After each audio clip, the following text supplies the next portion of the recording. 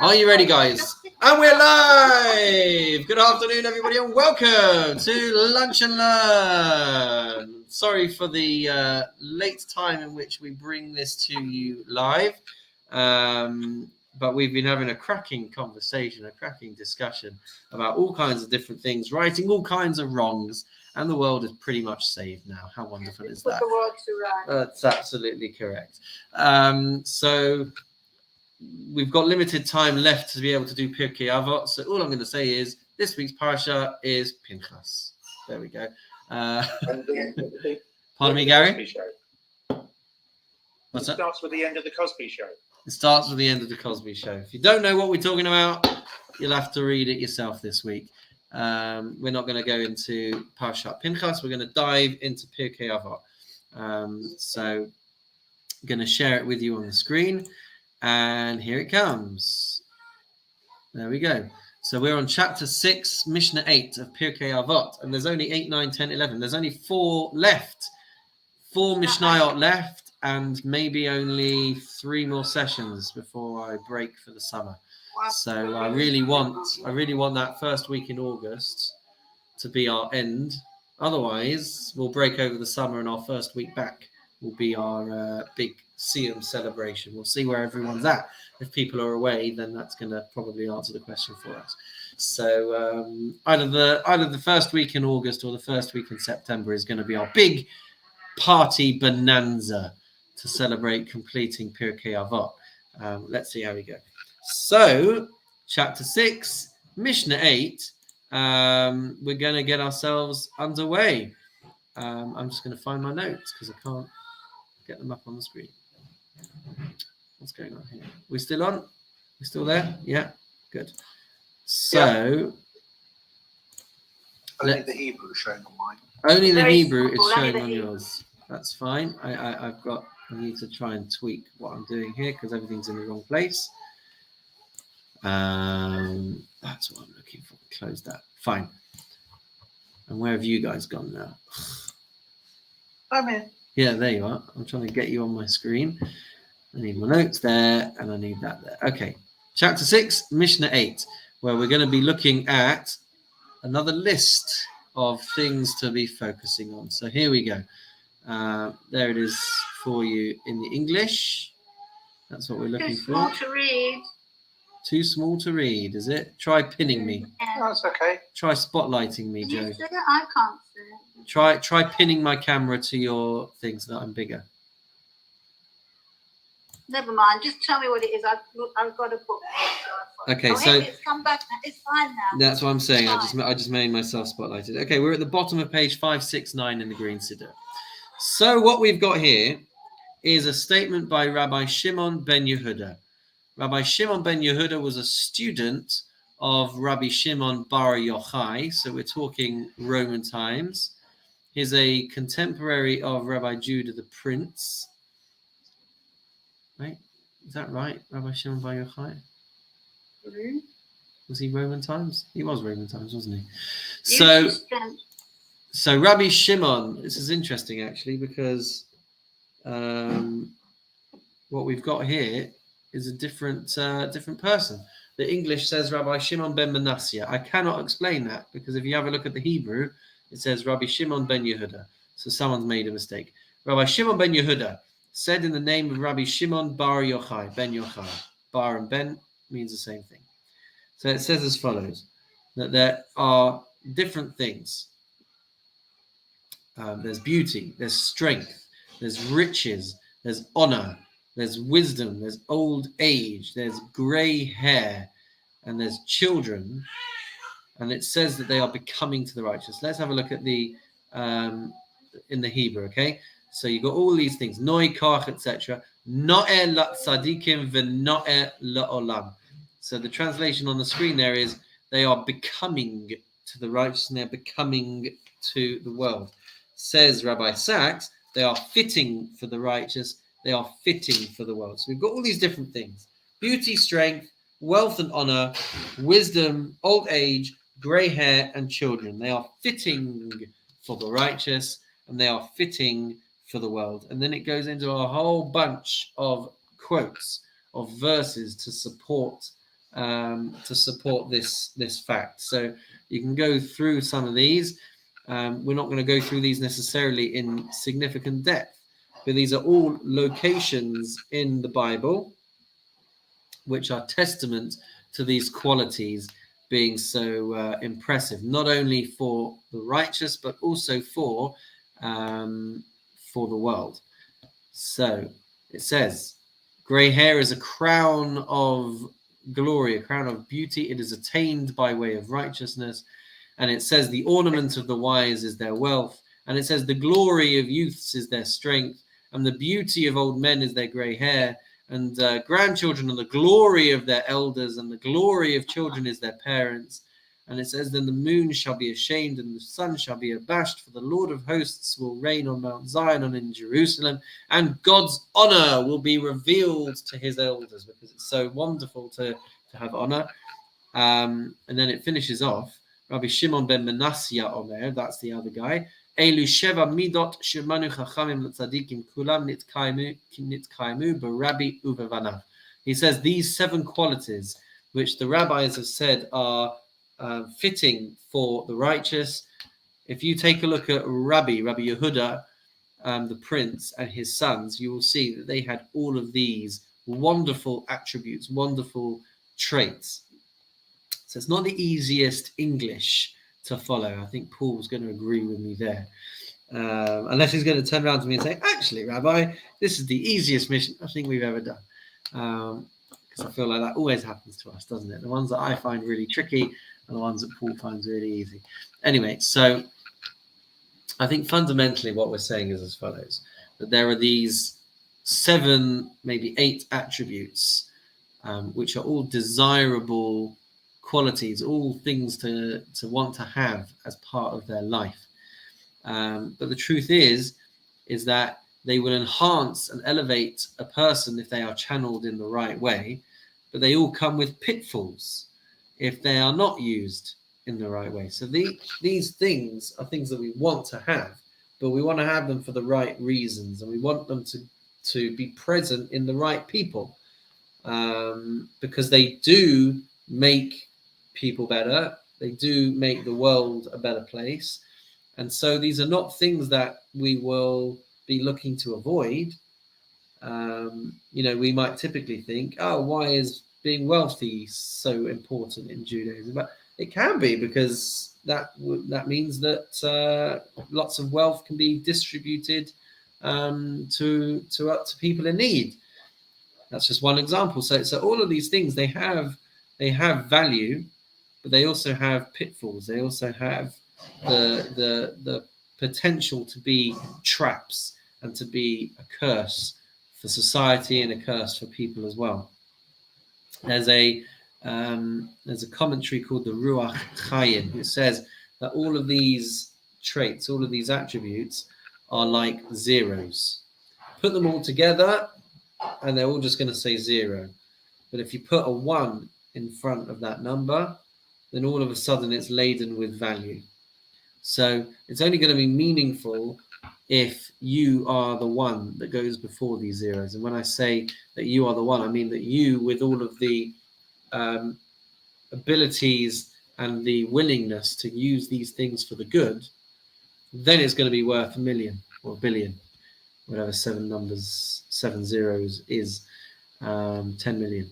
So if you've just got these things and they're not used well, then they're just going to be zeros. But you put the right person, you put the right 1 in front of those zeros, and then you got 10 billion. It's amazing. So a couple of questions, I guess, first. Do you guys think there's anything missing from the list? Because the mission is telling us what the attributes are. It could be that you guys think, oh, it's missed out, whatever. Ferraris. Honesty. Nice. Yeah. Honesty. Well, it's not in there, is it? Well, maybe honor and wisdom would come about honor. Maybe wisdom brings about honesty. Mm. Maybe it can be incorporated under wisdom. I'm sure. Which, easy to say, but it still didn't make the cut, did it? So we're always going to be left. I'm not going to be able to answer you why honesty is not in there, but No. it's an interesting exercise for us to think about what things we might have included. Are there any there that I we just would think think? these things are very strange to have in. If the whole of Judaism and the way to be a good Jew is to want to have beauty and strength and riches and honor and wisdom, these are not things one should aspire to, surely. These are things which one may have, but not as a result of. One should aspire to be able to study Torah.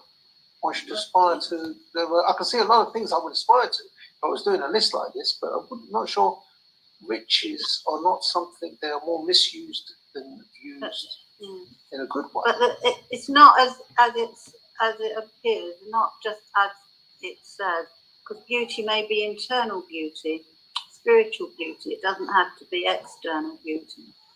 I'm not sure that beauty has a Same direct. with strength. Same with strength.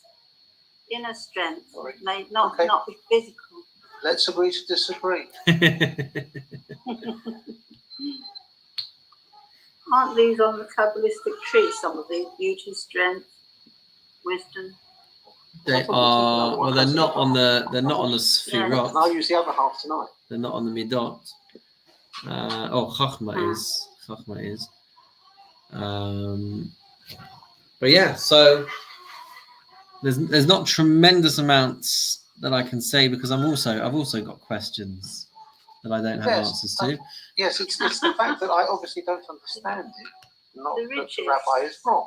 I'm not suggesting he's wrong. I'm just saying I obviously therefore don't have the skill to understand what he's saying. But from my lack of knowledge, it seems a strange list to want to put together. This is what we should aspire to. Right. Is it? I think it's a good point. It's a good point. Right. But children are becoming to the right. Does that mean and to the world because they will carry on the tradition? Yeah. Okay. Great.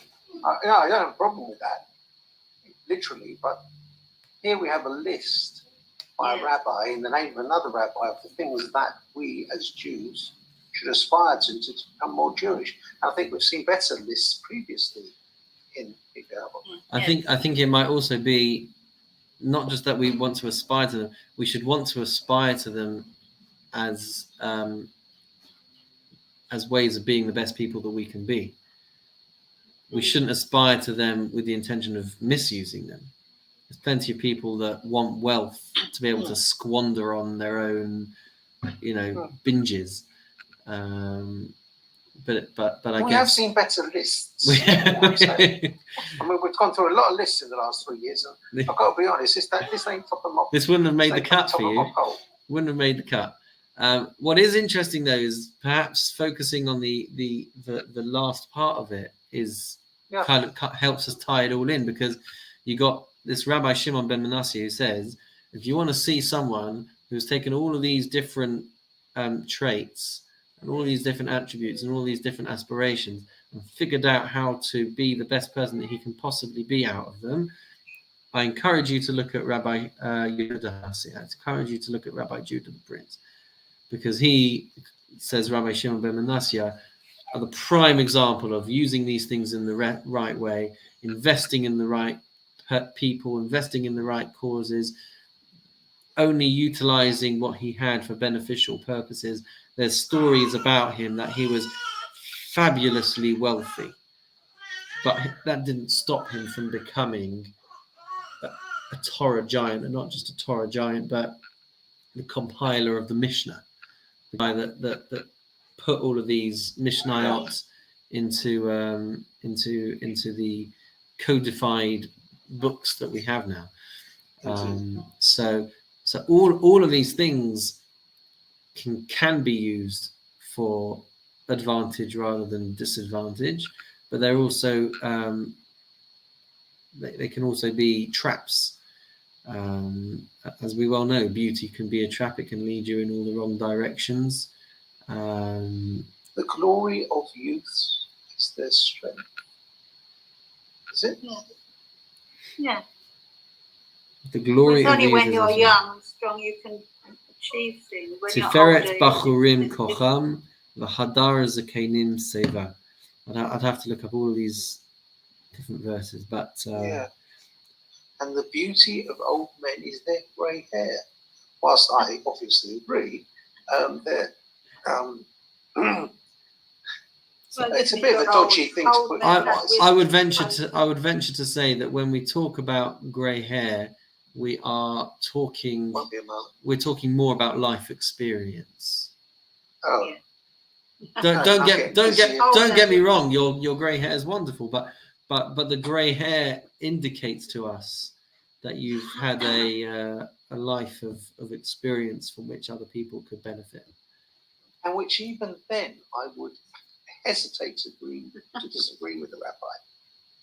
But the fact that an elderly person, an old man, has grey hair says nothing about his beliefs, nothing about his goodness, nothing about his honour or his wisdom, surely. No. The fact he has grey hair means he's got grey hair. He can't help it. He'd rather stay black, but he didn't. So, okay. Yeah, he could be awful, couldn't he? Yes, it doesn't. He could. It doesn't automatically say that he has grey hair, which shows how much honour, wisdom, and riches. In fact, but I think all of these things. With this, haven't I?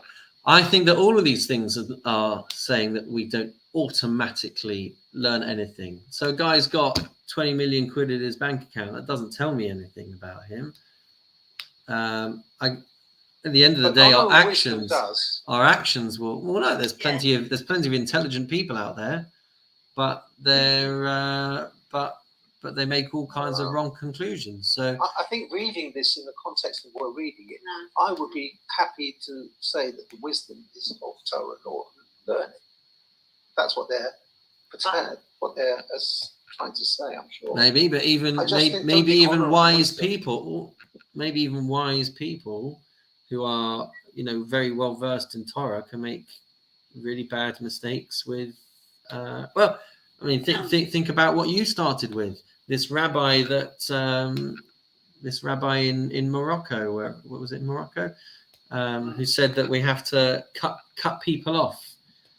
He'll have been a very wise man, but he'll have made a decision and a public statement which will have divided the community.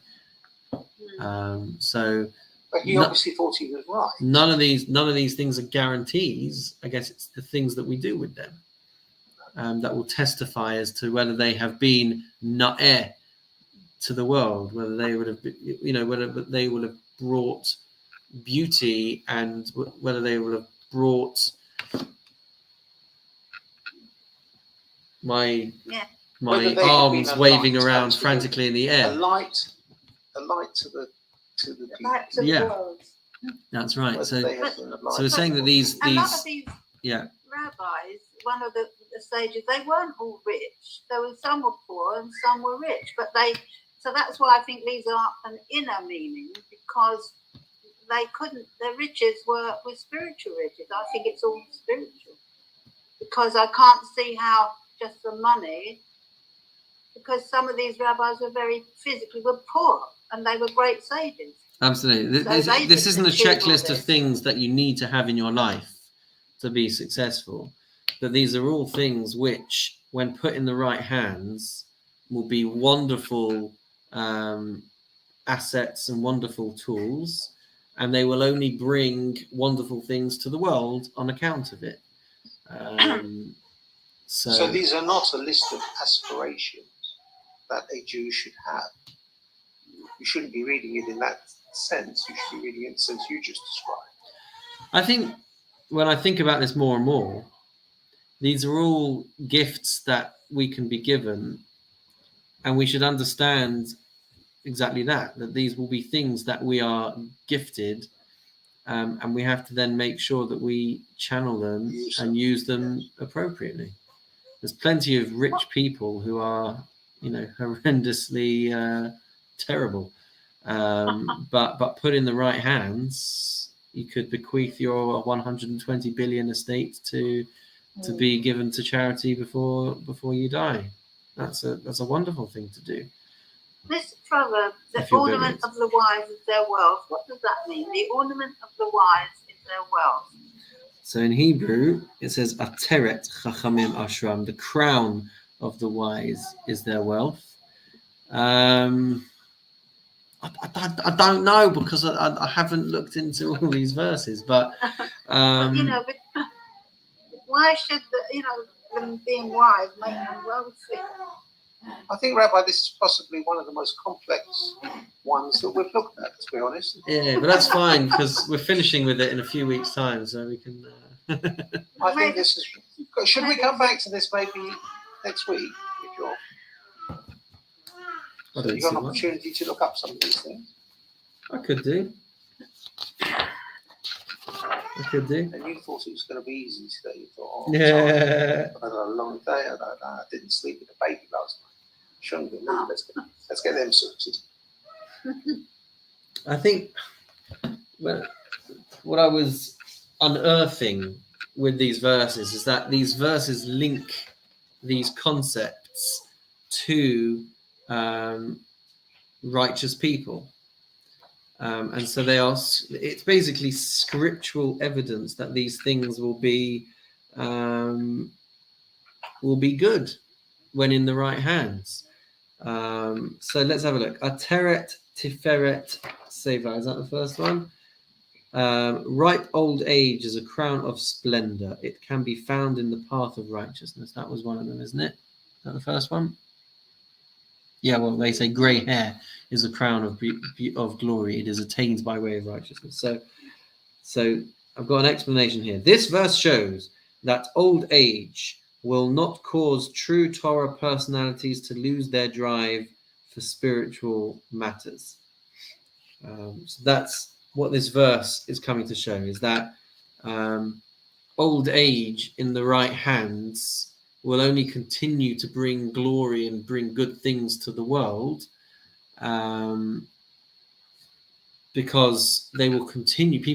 Righteous people will continue with the same momentum for spirituality and for goodness, irrelevant of how long they live for.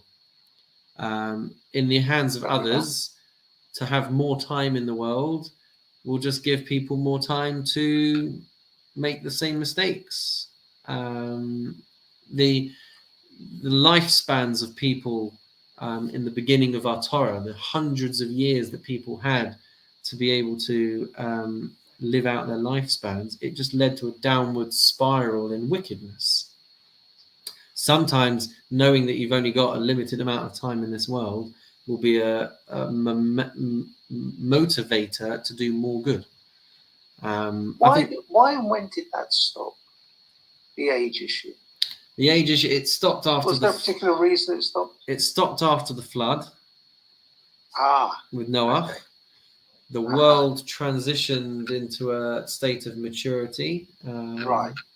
We took a bit of a look at it with the bigger picture. Yes, I recall. Yeah.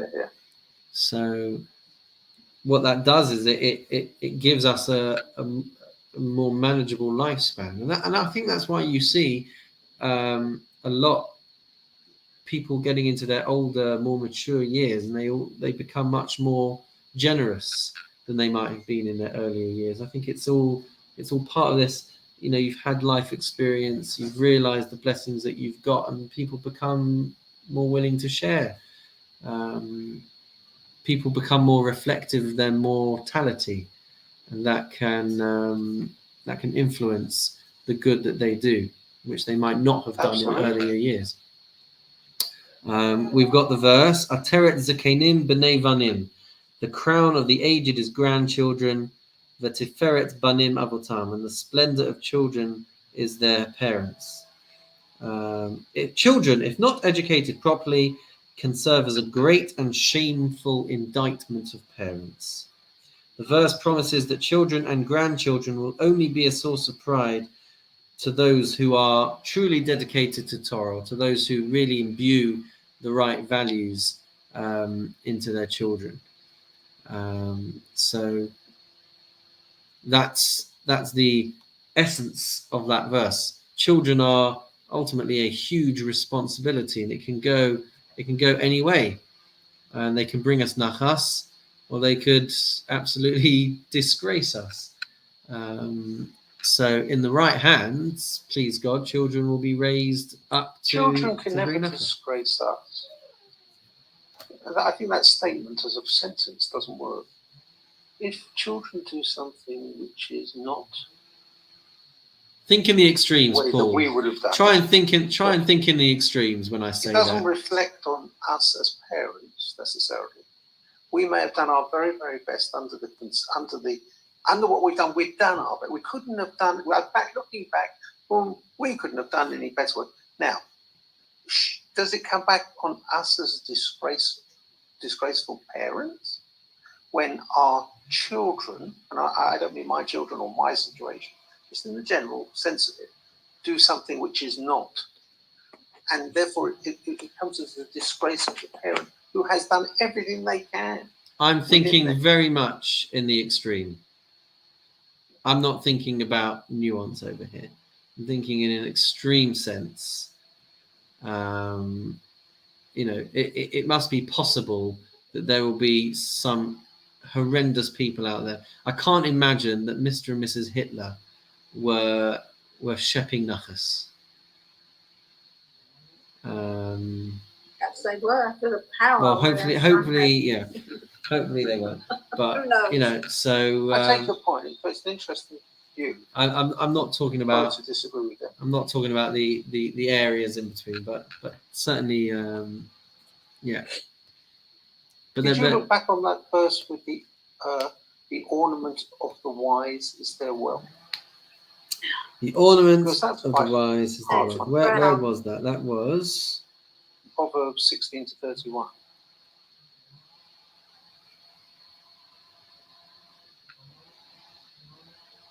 In the middle. 1624. Why doesn't it have a piece on that? 1624. Well, it hasn't given us one on that. It hasn't given us one. So what is it? It's complicated sentence. The ornament of the wise is their wealth. 1 second. Teret Tiferet Sefer, you did that one.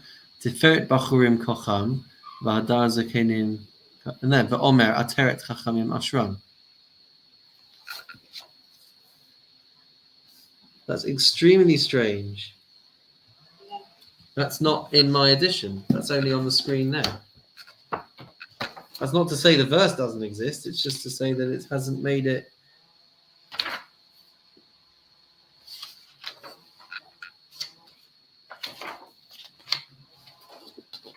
Even in my book of explanations, it says the inclusion of wealth in this saying may seem strange. Well, to do this, we're going to have to look It needs a lot more. at. Well, that's why it's been a very fascinating and lovely hour. Thank you. 1 second. Let's have a look. Let's have a look at the verse.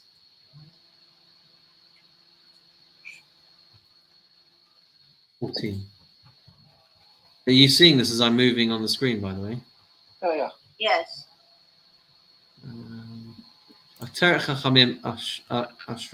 The ornament of the wise is their wealth. The stupidity of dullards is stupidity. Let's have a look at some of this going on over here. The crown of the wise is their wealth. They are rich in Torah. Wow. So they describe their definition of wealth is Torah knowledge. Yeah. Which then makes Well, sense. all of them, that's what they're, none of them can be taken at face value, I don't think. The crown that the Chachamim wear is a sign of their wealth, because the acquisition of wisdom is a true acquisition, and they are truly ashirim, they are truly wealthy. Yep, got it. So it's Thank you. it's not a reference. Thank you very much, to Rabbi. money. That's much clearer. Yeah, but what's odd is that the verse didn't make it into the books that I've got here. So the ornament of the wise is their wealth. The glory of youths is their strength. The glory of The beauty of old men. I don't understand that one either, but that's for another day. The young should be proud of their strength, while the elderly should be proud of the wisdom that comes with years. It's only when you're young, John, that you can make inroads and do things. Yeah. When you're older, you can't. I can certainly. You have a different wisdom then. But you also physical. you also have a different sort of strength, a strength of belief, Yes. a strength of belonging, a strength. Yes. I mean, there are. I suppose it's the definition of strength that I. Yeah, inner strength. It's different. Yes.